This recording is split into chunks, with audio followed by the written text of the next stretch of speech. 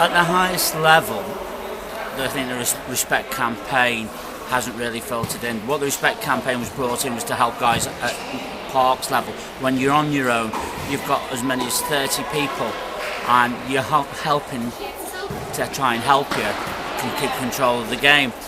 My personal opinion is it hasn't worked because it's an emotional game, and you cannot stop a player showing his emotions. So there's other things in the game, but I think respect is. Would you say it's coming too late? Because obviously there's going to be instances whereby, especially earlier on in your career, where things, stuff like industrial language is going to be a lot stronger. So I've been off now 7 years, and then a lot has changed. What we need to do, if we're bringing a respect campaign, it has to start off when the kids are younger. In rugby, they learn respect from a very early age. Now in football, perhaps we could learn from rugby, where they have people at early age and they're taught to respect the decisions of the referee. Whether they get it right or wrong, they respect the decisions.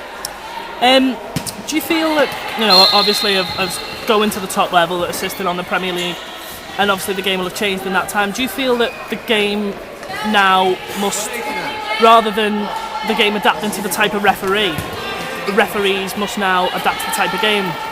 Obviously they have done, because when I was there they were full-time, but now it's more and more a full-time career. And like we've got the young lad Lee Probert who handled the game, Chelsea-Liverpool, a very young lad. They are now fast-tracked in, and you've got to acclimatise, whereas in my time we had the longest apprenticeship. Nowadays the guys who show the good, and whereas before we had other jobs, these guys now are professional athletes, and they're monitored all through. What they eat, what they drink, how they train. They have to have heart monitors on when they train. This gets downloaded on a computer. So some of the guys are fitter than the footballers. And again, it's all about angles. At any game of football, we can run around, but unfortunately we'll get decisions wrong, because and the players are being very clever. One of the guys, when we had every referee has yearly meetings when we go down, and we analyse games. And as assistants, we went down to Staverton with the Premier League referees. Now they meet every week, but we went down once a month. And with a few critical incidents, like there was a guy called Tor Andres Flo, when he was running he used to pull his own shirt. Now from my angle as an assistant and the referee's angle, all we see is a pull of his shirt, so we give a free kick. It was only when you've got a camera, like the camera is in front of you now, and you actually see it. So yeah, they are more professional.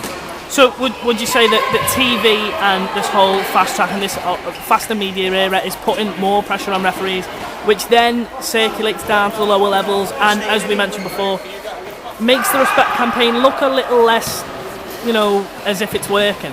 Television is a very powerful thing, and we all watch it and we all believe in it.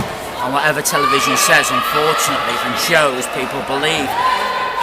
We've all seen Premier League games where foul and abusive language has been used.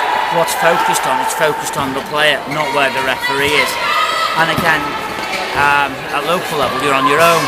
So not only have you got to see it and hear it, so yeah, television has a bit lot to play. And I feel that if referees could put themselves forward a little bit more and express the decisions, but sometimes it's not the best.